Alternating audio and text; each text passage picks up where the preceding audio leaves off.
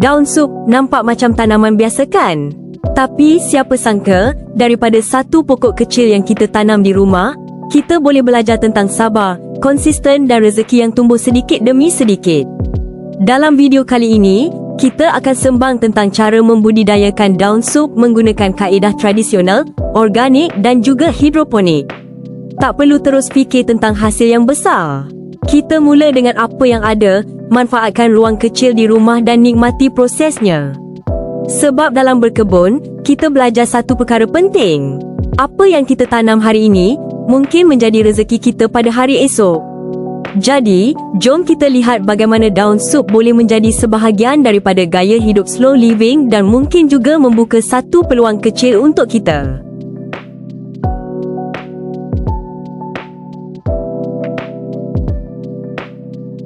Menanam dengan pelan, menuai dengan sedar. Bila kita menanam daun sup, kita sebenarnya sedang belajar tentang kesabaran dan konsistensi. Tak perlu buat banyak dalam satu masa. Mulakan dengan beberapa biji benih, sediakan pasu atau bekas yang sesuai, kemudian berikan perhatian sedikit demi sedikit setiap hari. Merawat tanaman boleh menjadi rutin harian yang menenangkan. Pada masa yang sama, kita juga boleh mengurangkan kebergantungan kepada sayuran yang dibeli dan sentiasa mempunyai bekalan segar di rumah. Dan apabila tanaman kita semakin subur, hasilnya bukan sahaja boleh digunakan untuk kegunaan sendiri, lebihan hasil juga berpotensi menjadi sumber pendapatan tambahan. Inilah konsep slow living yang sebenar. Bukan bermaksud kita berhenti bergerak, tetapi kita memilih untuk bergerak dengan lebih sedar, menikmati proses dan menghargai hasil yang datang sedikit demi sedikit. Sabar, tumbuh, hasil, berkat. Kerana dalam berkebun, kita bukan hanya menanam pokok, kita sedang menanam satu proses kehidupan.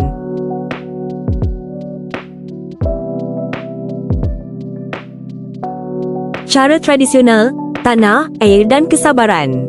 Untuk menanam daun sup secara tradisional, kita sebenarnya tidak memerlukan peralatan yang terlalu rumit. Pertama, gunakan pasu yang mempunyai lubang saliran dan tanah yang gembur supaya air tidak bertakung dan akar mempunyai ruang untuk berkembang. Kemudian, semai benih atau pindahkan anak pokok dengan jarak yang sesuai. Jangan terlalu padat supaya setiap pokok mendapat ruang untuk membesar.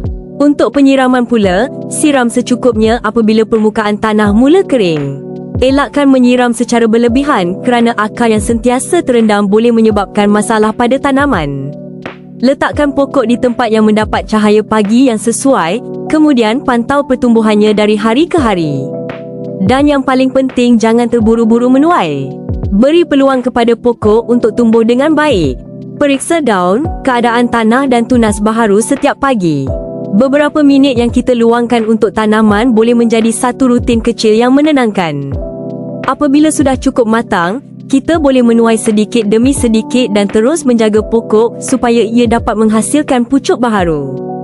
Tanah yang baik, air yang cukup, cahaya yang sesuai dan kesabaran, 4 perkara sederhana yang boleh membawa hasil yang bermakna.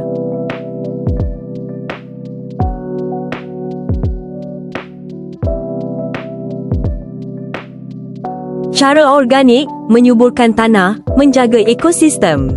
Kalau kita mahu menanam daun sup secara organik, perkara paling penting bukan sekadar menjaga pokok tetapi menjaga tanah tempat pokok itu hidup.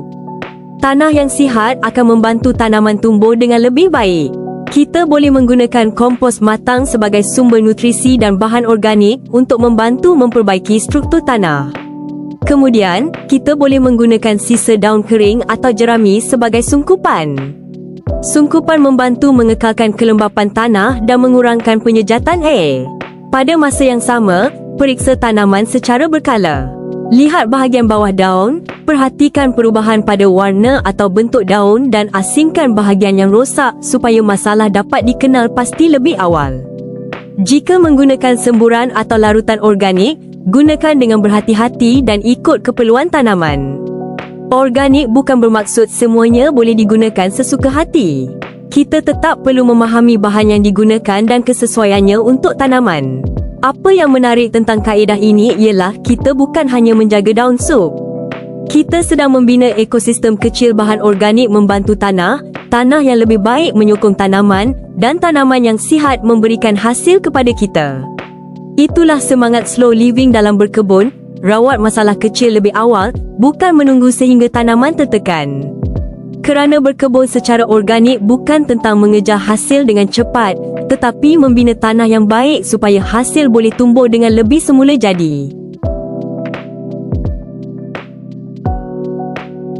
Kalau ruang di rumah kecil, jangan risau, kita masih boleh berkebun. Salah satu pilihan yang menarik ialah kaedah hidroponik, menanam tanpa menggunakan tanah, dengan akar tanaman mendapatkan air dan nutrien daripada larutan hidroponik. Untuk daun sup, kita boleh mulakan dengan sistem yang sangat sederhana. Gunakan bekas yang bersih, sumbu, media tanaman dan larutan nutrisi yang sesuai. Kemudian letakkan anak pokok pada media yang boleh menyokong akarnya. Pastikan bahagian akar mendapat bekalan air dan nutrien yang mencukupi. Tetapi hidroponik bukan bermaksud kita boleh tinggalkan tanaman begitu sahaja. Kita tetap perlu memantau paras air, kebersihan bekas dan keadaan akar secara berkala. Perhatikan juga pertumbuhan pokok supaya kita tahu sama ada sistem yang digunakan sesuai atau perlu diperbaiki. Bagi hasil pula, kita boleh menuai batang atau daun bahagian luar secara berperingkat sambil membiarkan bahagian tengah terus tumbuh.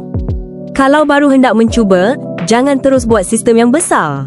Mulakan dengan satu bekas dahulu.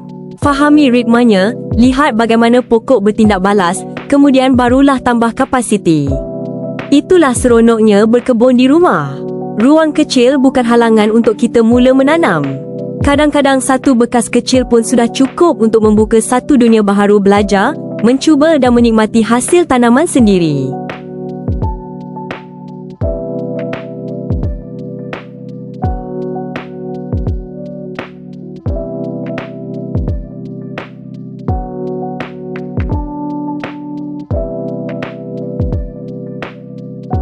Dan akhirnya, daripada sebuah kebun kecil di rumah, kita boleh membina sesuatu yang lebih besar daripada sekadar tanaman. Kita mula dengan kapasiti yang kecil. Kita tanam, kita rawat, kita tuai dan apabila ada lebihan, kita boleh cuba menjualnya. Tak perlu terus fikir tentang keuntungan yang besar.